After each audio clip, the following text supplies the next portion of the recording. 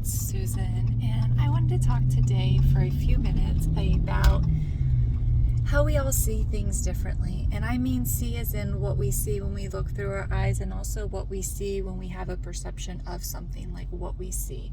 You could have two people looking at the same exact thing and have a totally different visual of it, and also have a different perspective based upon a lot of different things. So one thing that I was just thinking of, let's think about like a symbol.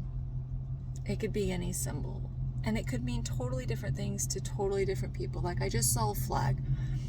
It could be offensive to some, it could be honorable to some, and it depends on your belief systems and what you've experienced and been told through your life of, what that means. The same thing with, like, let's say a color. The color red might be energizing to you. The color red might provoke anger for someone else. Right now I'm sitting at a red light. That means stop.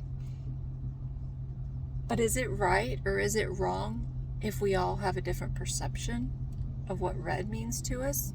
No.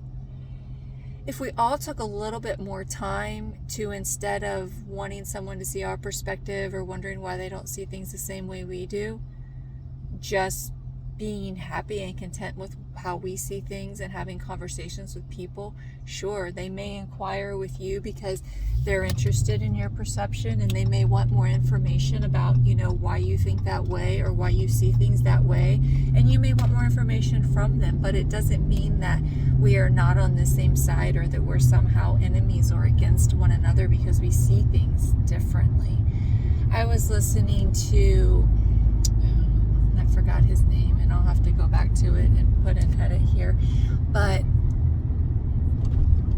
very philosophical gentleman, and he was basically saying how right and wrong are so different depending upon where you grew up and what your beliefs were. So someone may grow up believing that eating meat, let's just say eating animals, is, very, very bad, and that, it could, who knows, send you to purgatory or hell or whatever. And someone else grew up thinking that that's how life's supposed to be and that it's great and fine.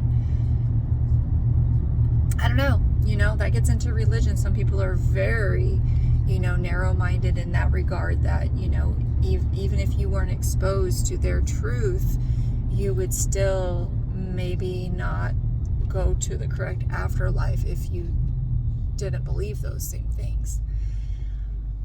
I don't know. I feel like there's certain things that, are beliefs and things that are important to you, that maybe you're like, this is who I am. And there's other things that you can, kind of look at different perspectives on and research a little more and listen to someone else's, perspective of why they believe something is good or bad, or, unimportant or important, and see if, that makes sense to you. And it might not, and that's okay too.